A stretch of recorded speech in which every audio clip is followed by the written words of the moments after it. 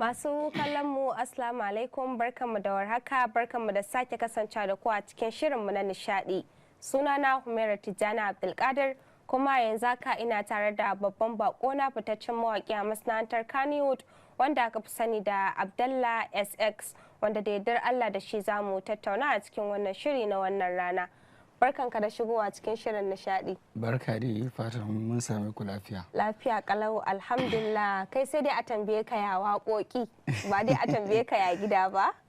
Duka za a tambaye ni mana. To me yasa ai ka ce kai rabin rayuwarka gaba ɗaya a studio take? Kaga kawai sai dai a tambaye ka 'yan studio da kuma mawaka.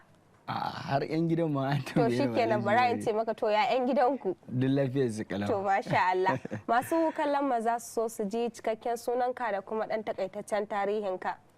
To da farko dai sunana Abdullahi Muhammad kamar yadda aka sani, sannan a waka kuma ana kirana da Abdallahsx aka Sheikh Zamani, saboda ko da yaushe na je ana tambaya na wannan ma'anar SX din ita ne Sheikh Zamani. Tun kafin ma na tambaye ka har ka faɗi menene ma'anar ta? To ai abu ne wanda ko da yaushe yana zuwa, shi yasa idan aka ce in gabatar da kaina nake faɗa. Sannan ni mawaƙi ne na Hausa da nanaye, waƙoƙin soyayya da ma na biki da dai sauransu duka dai muna yi, kuma jarumi ne ni, kuma producer ne a harkar bangaren mixing na waka duka. Masha Allah, a yanzu ka jero kusan abubuwa kusan 5 kuma duk kai kadai, kuma duk kana iya aiwatar da su ba tare da wani ya shiga aikin wani ba. Ai kusan duk abu ɗaya ne, duka alayi ɗaya ne.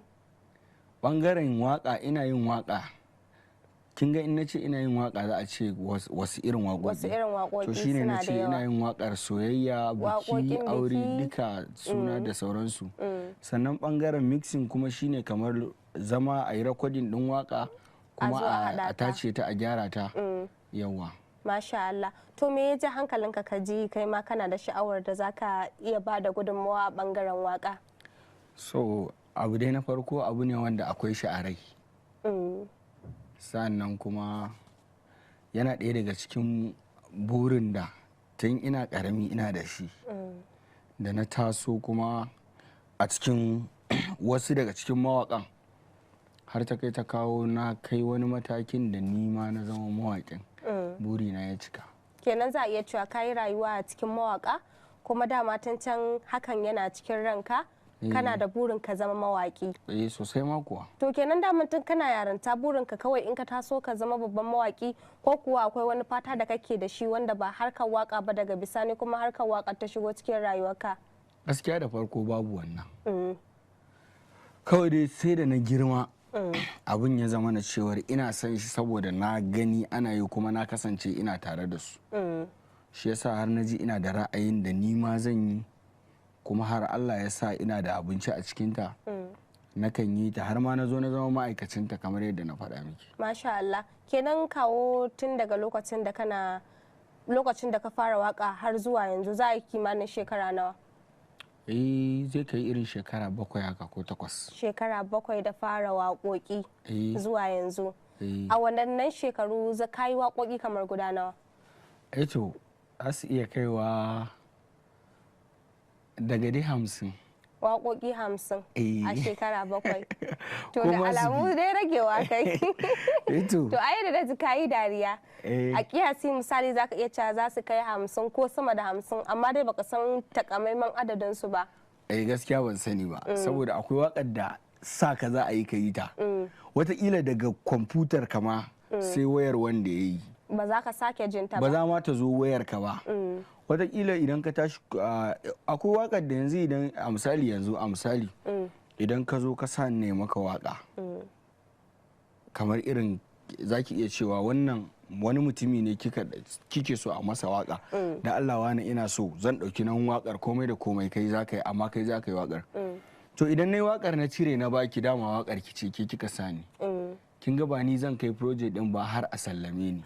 To wataƙila waƙar in ba irin ta kwanta mun a rai sosai na ji ta ba, kisa akwai waƙar da ka yi ta ma za ka sake ta kai ba kama damu da ita ba, kuma za ta iya zama silar karuwarka ko ɗaukakar ka. Sosai ana samun haka. To irin wannan akwai irin waƙoƙin da idan mun yi su ba mu ma san inda suke tafiya ba, in muka yi formatting ɗin kwamfuta ko kuma in mun canza waya da dai sauransu, ba mu ma damu da su ba da za su dawo wataƙila ma za mu iya mantawa da mun yi su. Kun yi su saboda ba su dangance ku ba wasu suka ɗauka.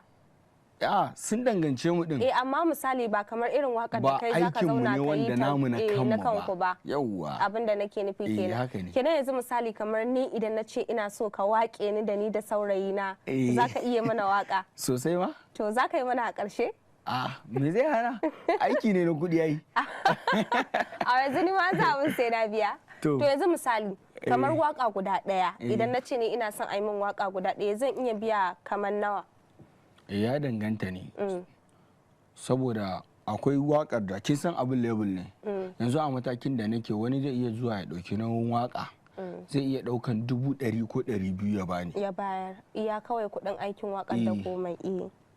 Zai iya ɗaukan 100 ko 200 ya bani kuma zai iya ce min idan ya kai waƙar idan an sallame shi zai dawo zai ban wani abu. Zai ƙara. Wani zai zo shi ya baka wani kuma ba zai zo ya baka ba. Kenan ya danganta dai da irin yadda yanayin waƙar yake kasancewa. Yawwa. Kenan za a iya cewa tunda wannan 100 ana yin ta 50, 30, 20 har ta 10. Kai waƙar 10,000 kuma a yanzu ko kasida ba a yi ta 10,000. Sai ta 10,000 nawa?